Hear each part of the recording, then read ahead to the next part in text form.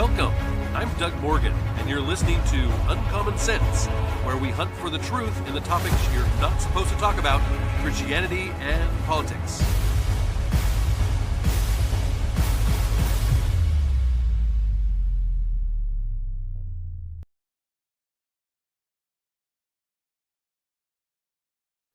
As I have said on this podcast many times, I am not celebrity guy. Yeah, what I mean by this is that I don't follow celebrities for the most part. I do watch an occasional movie if it looks really good or it's one the kids will like, on $5 Tuesdays or something like that. But all in all, I couldn't care less what happens in Hollywood. So, from an outsider's perspective, I find it interesting what is happening to the filmmaking profession. It seems like there is a real lack of good writing, and every movie is trying to cram social justice down your throat. Yeah. Yeah. Part of the reason it seems like that is that it's really baked into the cake. From a series of articles from the Daily Wire, a screenwriter for the biopic Reagan, starring Dennis Quaid, said the film was ineligible to win Best Picture, the most, of course, prestigious prize at the Academy Awards, because it failed to meet the Academy of Motion Picture Arts and Sciences DEI requirements. Yeah, quote, I think the situation speaks for itself. There's not really anger and indignation among those of us who made this film. We didn't seriously expect to be nominated for anything by Hollywood in this culture climate. It's just sadness, really, what has become of the magnificent dream factory that once was Hollywood. That's what writer Howard Klausner told the Fox News Digital via email.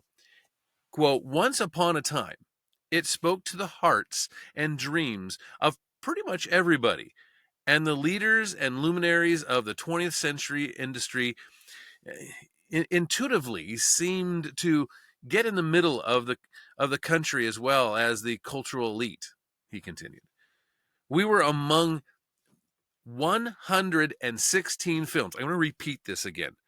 He says, we were among 116 films that were eliminated for consideration this year. Obviously, there needs to be a conversation about this policy, he said. Well, the Academy stipulates that any Best Picture nominee must meet one of 4 DEI-focused concepts, which include having a main character come from an underrepresented group, or have at least 30% of all actors in minor roles come from at least 2 underrepresented groups. Well, another opinion is to have the main another option, is to have the main storyline centered on an underrepresented group. So alternatively, the film must utilize at least 2 creative leadership positions, such as casting director or cinematographer, costume designer, makeup artist, or others, come from underrepresented groups such as women, LGBTQ, or racial and ethnic groups. Well, the Daily Wire actually did a poll. They conducted this in 2021 after the DEI requirements for the Best Picture at the Oscars were announced, and found out that most Americans definitely oppose this. Reagan most likely would have been snubbed from the Oscars, even if it had met the requirements, as it painted the former Republican president in a favorable light and was mostly shunned by mainstream critics. The film currently, get this, has an 18% critics score, 18% on Rotten Tomatoes, and a 98% audience rating. So the critics are that out of touch, okay? These are the Oscars for you. 18% critic score, 98% audience rating. The year's most successful documentary by a landslide was, of course, put out by the Daily Wire, actually. The Am I Racist documentary was also snubbed by the Academy, even though it did meet all of the requirements for the category. It didn't even make the list of top 15 documentaries, despite having a massive cultural influence. And they made over $12 million at the box office with it. So to me, this DEI policy totally nullifies any credibility the Oscars have. It's like leaving one of the best hitters in baseball, Pete Rose, for instance, out of the Hall of Fame. It really isn't about the best, then, is it? And it looks like a number of people share my opinion on this. Oscars viewership was down 7% this year, with approximately 18.1 million people turning in to watch the 97th Academy Awards on ABC. The total number of viewers is calculated by adding the Nielsen measurement of viewers on ABC to live streaming viewers watching the ceremony on Hulu. This is the first time numbers have decreased since 2021, when just 10.4 million viewers tuned in. This was, of course, following the COVID pandemic. Viewership is steadily been increasing since then, of course, until this year's drop. And despite fewer viewers, the broadcast was the most watched primetime entertainment program this year that wasn't sports or news. First-time host Conan O'Brien mostly kind of steered away from politics and other hot-button issues through the night.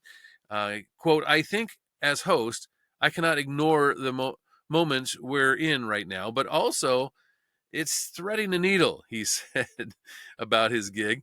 "I want to do it with humor and also make sure the night doesn't drift into only about that," O'Brien said.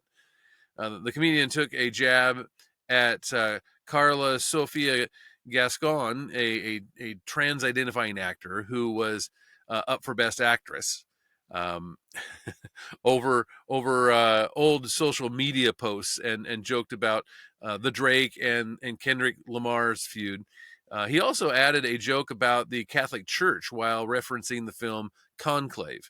So, since the numbers show you missed the Oscars, I want to play a clip of the best part of the night.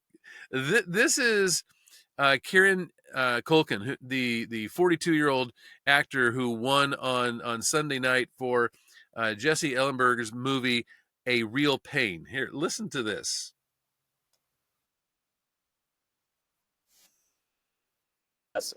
For absolutely everything, for giving my favorite people in the world. This is, please don't play the music, because I want to tell a really quick story about Jazz.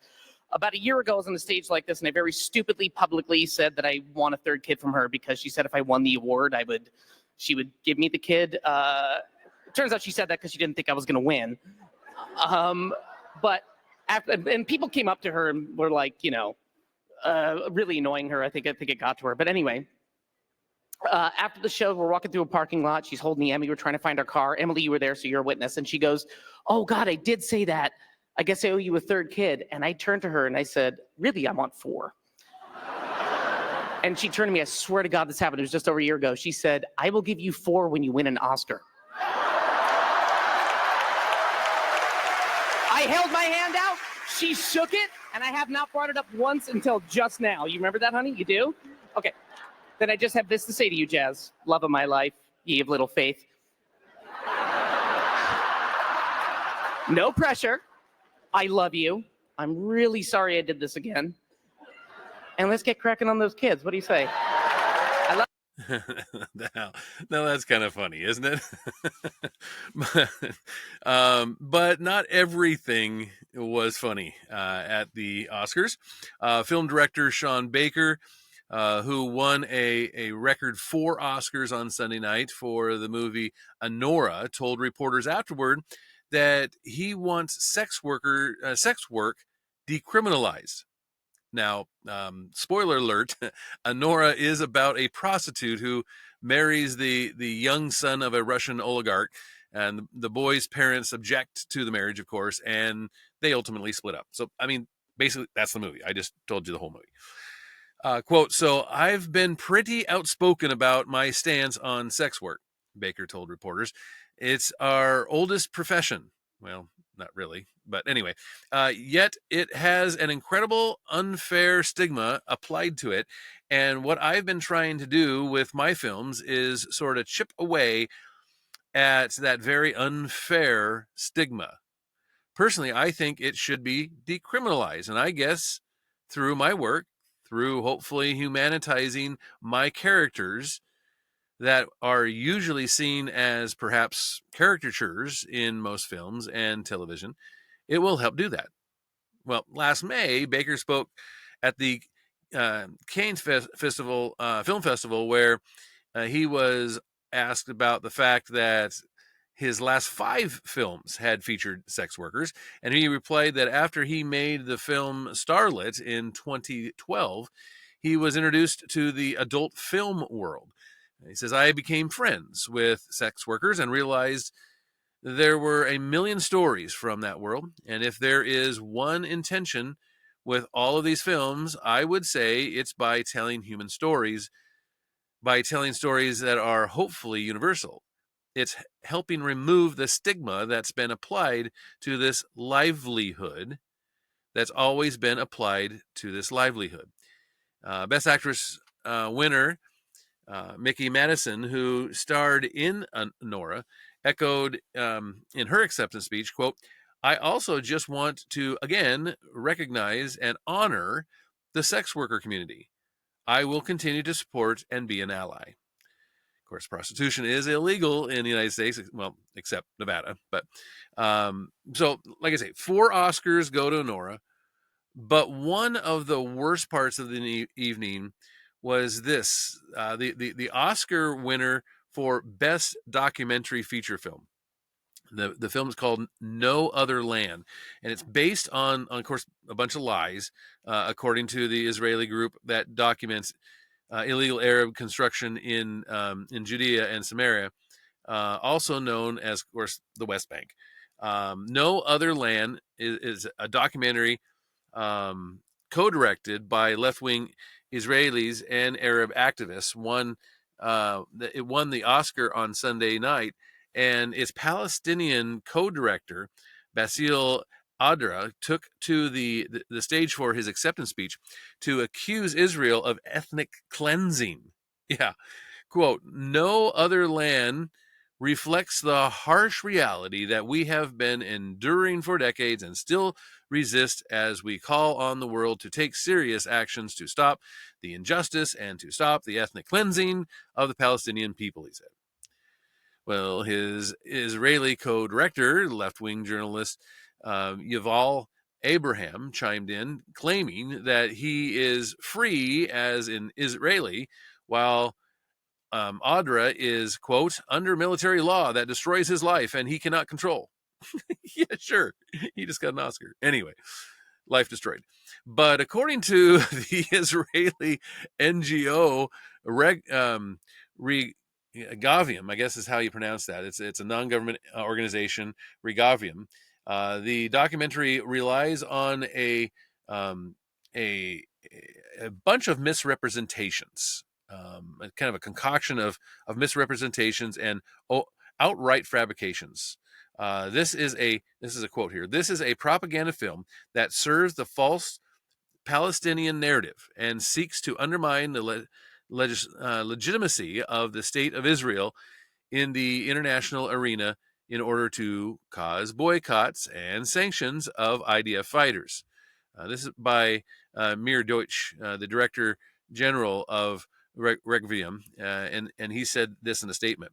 Now, throughout the film, Adra documents his struggle to stop the Israeli Defense Force from demolishing what are described as ancient villages. That's how they describe them, ancient villages, in an area called Masafer Yatta, which is east of the Palestinian Authority's town of Yatta. And in reality, Requiem points out that all of the so-called villages of Masafer Yatta did not exist when Israel declared the area an IDF training zone for live fire exercises in the early 1980s. The name Masafer Yada is believed to come from the word traveling, a reference to the distance from Yada, or from the Arabic word for nothing or zero, a reference to the desert wasteland that was not suitable for anything.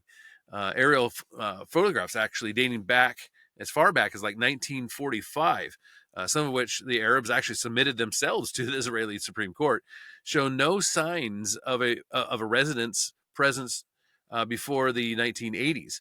Not until the 2000s does the area actually have signs of habilitation in the images, and the IDF routinely blocked attempts to build illegal structures on the training ground in the 1980s and 1990s, when the Israeli Air Force and the IDF were conducting live fire exercises. However, Arab farmers and shepherds were allowed to use the zone when there were lulls in training to plant and harvest crops and graze livestock. That was probably a mistake because in 2000, a group of Arabs petitioned to Israel's High Court of Justice to block the demolition orders issued against their squatter structures, leading to a temporary injunction that suspended demolitions and prohibited new permanent construction. Well, during the 12 years, yes, the 12 years of deliberation over the petition. So it took them 12 years to deliberate over this petition. The group of Arabs continued to rapidly increase construction, of course, going against what they were supposed to do, in which this construction has been funded in part by European countries. Several photos Requiem has taken at the sites of the illegal building have signs attributing funding to the European Union, other European governments, UK aid, a foreign aid agency of the United States, of course, is UK aid. Some of the signs state that the villages are part of the state of Palestine. Well, in 2012, the temporary injunction was extended, allowing grazing and seasonal agriculture as well as year-round residences in the northern section, where the IDF would only carry out what they call dry training maneuvers, which do not involve any use of live ammunition. The following year, another petition was filed while the illegal construction continued to grow, preventing the IDF from using the firing zone. The Arab appellants called for all structures to be legalized, arguing that they resided in the area before it became an IDF firing zone, which, of course, we know isn't true. In 2022, the court handed down a decision finally, and that accused the Arab appellants of abusing the legal process and violating the injunctions against the continued construction, of course, which is what they were doing. They were continuing to build. The court also found that many of the appellants owned permanent residence in Yada, so it wasn't like they were getting kicked out of their main residence. And since the failed legal efforts, the international community has pressured Israel to stop the demolition orders, which has led to the elevation of no land in the world's press. So through the film, and this again, this was a documentary, well, so-called documentary. Even though it actually earned more than 25 times less than Matthew Walsh's documentary, the 2024 film Am I Racist? Which, of course, was not nominated for an Oscar. Adra and Abraham's film continued to win awards, even though the aftermath of Hamas massacre, kidnapping, and raping of Israeli citizens occurred, and it just went totally against anything, any kind of reality here. There was one little short tribute, even though it was made after October 7th. There was one little short tribute in there that really didn't say much. Israel's cultural minister Miki Zohar called the film's Oscar award a sad moment in the world of cinema. Well, another interesting part of the night was when Zoe Saldana, I guess is how you pronounce it. Again, I'm not I'm not up on all these celebrities, but anyway, she, who just took home the Oscar for Best Supporting Actress after sweeping awards season, apologized to Mexicans who were offended by the film Emilia Perez, the musical drama about a cartel leader who fakes his own death to undergo gender affirming surgery and start a new life, had the most Academy Award nominations this year. It got a total of 13 nominations, but wound up only actually winning 2. The film was a front runner early on, but was plagued by controversy, including some of the Mexicans who thought that they were unfairly stereotyped in the movie. Quote, "First of all, I am very, very sorry for many Mexicans felt offended. That was never our intention. We spoke from a place of love," Saldana told the press in the Oscars interview room on Sunday night. And she said, I don't share your opinion. For me, the heart of this movie was not Mexico. We were making a film about friendship. We were making a film about 4 women. These women could have been Russian, could have been Dominican, could have been black from Detroit, could have been from Israel, could have been from Gaza. This is what she has. She said, "These women are still very universal women that are struggling every day, but trying to survive systemic oppression and trying to find the most authentic voices. So I can stand by that, but I'm also always open to sit down with all of my Mexican brothers and sisters with love and respect to have a great conversation on how Emilia Perez could have been done better. I welcome it." Well, she spoke about coming from a family of immigrants during her acceptance speech earlier in the night. She's talking about her grandmother who came from the Dominican Republic in 1961, and how she spoke Spanish and all that kind of stuff. The film was criticized for having a French director and being filmed exclusively in France. So the director also admitted to not doing much research on the making of the film. He said, "I didn't study Mexico much." This is what the director said during an interview that went viral on X, of course. He said, "What I needed to know, I already knew a little bit." So Mexican viewers said the portrayal of their country is inaccurate and damaging, particularly when it comes to the portrayal of drug cartels. Viewers also lamented the fact that none of the cast members were Mexican, of course, reuniting a familiar argument about casting actors in roles that don't match their nationality.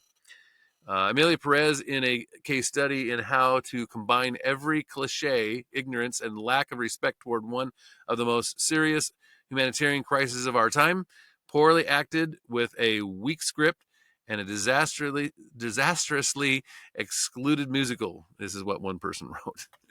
But I have to say that to kind of sum up everything, I think Andrew Klavan actually did a pretty good job of summing the night up. And he said this year's Academy Awards ceremony might be called the Screw You America's Oscars. Films no one saw about, issues no one cares about, were celebrated at the level of popularity, popular works of cinematic genius like 1942's Casablanca and 1972's The Godfather. Commentators noted the lack of political messages in the acceptance speeches, but it was all one big political message. We enlightened creatures of Hollywood are not here to entertain you. We're here to shove our own high value in the face of your low values like marriage, prosperity, and love of country, he said. Well, among the nominees, a musical about transgenderism, the delusion that has become the left's latest sexual fetish, an epic about the carbuncles of brutalism, a film that made it impossible not to stay home and watch Turner Classics, and the winner, Honora, that would not bear to show a woman's desire to marry a man who would cherish and protect her without first putting us through 40 minutes of degrading pornography. But that was the point, I hear you say. like an adolescent who writes a boring story because, don't you see? Life is boring. Well, even the one nominated film that scored with the public, he says, the glitzy, mediocre Wicked was the irritating culture lecture. Oh, you thought the classic film Wizard of Oz was about a girl coming of age, choosing between her inner witches to become the sort of woman who inspires men with intelligence and courage and heart? How sexist. No, it's about racial bigotry because everything's about racial bigotry. Hollywood isn't even a corpse of a once great industry. It's a ragdoll of a corpse. And don't get me wrong, he says, this has nothing to do with the lack of talent. Every single person who was nominated or one has been gifted by God beyond anyone's deserving. This is about a community trapped within the mental prison of a small-minded, arrogant, censorious, and self-celebrating culture that has cut its artists off from any true perception of a human condition, which is, after all, the central subject of art. It's not strictly about politics either. A city that burns to the ground because of Democrat mismanagement but continues to elect Democrats is certainly a city of political idiots. But its politics is merely a side effect of a deeper cultural cancer, a philosophical zombieism that has transformed an entire artistic community into a brain dead materialist devouring the wisdom of ages. Quote, if we not do gooder than Jesus, how come we so rich and pretty? Hollywood is a city of beautiful buffoons. Art doesn't have to be like this. In 1987, two fine works satirized the culture of the day. The film Wall Street by leftist director Oliver Stone, and the novel Bonfire of the Vanities by right-leaning author Tom Wolfe. The conservative president, Ronald Reagan, had rescued the country from weakness and stagnation and ignited a quarter century of prosperity and peace. Part of that prosperity was a stock market boom that encouraged a trader culture summoned by the line in Wall Street, greed is good. Why did two artists with two different political outlooks both excoriate a culture that headed our economy and gave us the strength to win a Cold War against the socialist slave state of the USSR? Because life is complex. Capitalism is the greatest economic engine ever invented, he says. Culture cures poverty, it inspires creativity, and creates wealth. It also ruins everything. it strips us of our nobility and turns us into consumers and Scrooges. Getting and spending, we lay waste our powers. As the poet William Wordsworth said, socialism, meanwhile, which kills societies like a plague, nonetheless lures us through an elevated yearning toward justice. These deep paradoxes of life in our time, they call for complex visions from free thinking artists like Stone and Wolfe. But our ideas now, men can become women. Free sex is liberating. Evil can be cured with tolerance. These are the childish notions of a moral just degradant. They turn artists into dopes. The arts will return in one form or another because they are the spirit working through man, and that spirit never dies. Let us, in insipid Oscar ceremony, be the last gasp of bad idea and the epitaph of an artistic community that can say, in the immoral words of Universal Pictures' Frankenstein, we belong dead. Kind of like that. I agree with him on many points there. I think that what we're seeing is is a profession, a community that has completely lost its way as far as not understanding what they are producing, and what they're producing should be something other than trying to cram their values down everyone's throats, because it's not, people are just not going to go to that. It's imploding in on itself. And when you take a look at the Oscars and what is going on there, that is just a sign of what is happening here. But I would love to hear what you think. And again, coming from somebody that I admit I am an outsider to this, I don't follow it. You may, and I would love to hear what you have to say on it. Of course, you can always do that at uncommonsensepodcast.com. Thank you very much for listening. This podcast is a production of Morganite Communications.